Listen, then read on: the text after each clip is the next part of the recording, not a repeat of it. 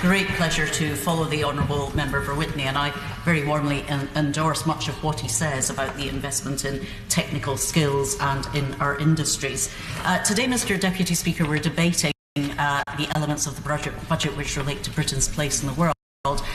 And I want to begin by saying that I found it absolutely extraordinary that, apart from a passing preliminary reference in his budget speech, the Chancellor had absolutely nothing to say in his budget statement about the most significant event affecting our position in the world, which is, of course, Brexit. We know that Brexit is bound to bring economic shocks, economic instability, and to create an economic uncertainty, including around the divorce settlement itself, which the European Parliament has been very clean will have to include our meeting our financial obligations, whatever the Foreign Secretary and the government may believe.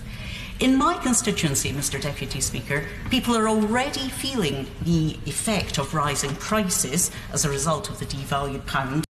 And more importantly still, perhaps, for a manufacturing and exporting constituency, which mine is, local businesses are highlighting to me the impact on them of the rising cost of imports. And so it's deeply worrying in that context, Mr Deputy Speaker, that the government seems so determined to pull us out of the single market at all costs, while leaving its intentions in relation to our engagement in a customs union quite murky. Failing to protect our maximum access to the single market will be deeply damaging for the many businesses in my constituency which have a long and deep trading relationship with the European Union. And while, of course, I support measures to tackle exploitation in the labour market that can be exacerbated by free movement of workers, as my right honourable friend, the member for Doncaster Central, said, this is not a budget in which the insecure position of those in low-paid, unstable employment is addressed at all. And as many honourable members have said, for the self-employed, the position is particularly troubling. Now, I agree that there should be consistency in treatment, both of contributions and benefits, between those in employment and those who are self-employed. And I also believe that we should crack down on the bogus self-employment that is really employment in disguise.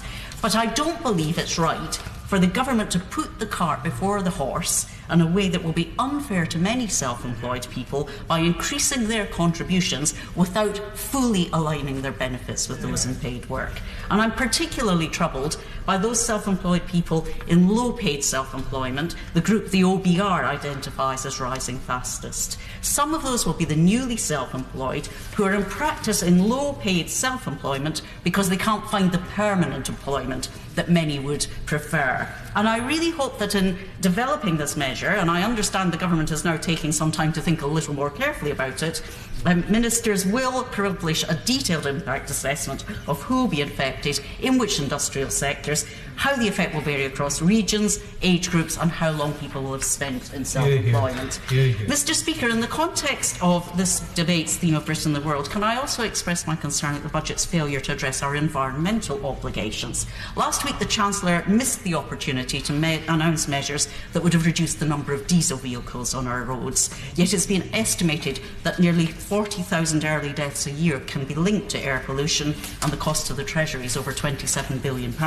So it's disappointing that the Chancellor did not announce an increase on vehicle excise duty for new diesel vehicles, nor indeed have anything to say about a scrappage scheme. Finally, Mr Deputy Speaker, on our ability to compete in the world, I want to say something about the education and skills announcements in the budget, and I agree with the Chancellor about their importance to improving our productivity. But first of all, I want to say that the back to work support proposed of £5 million is frankly derisory. And I'm just dismayed by the announcements on schools. £320 million on new, free and selective schools, increasing to £655 million in 2021-22, but only £216 million on all other schools combined, and that funding only for the next 3 years with no additional funding in the long term.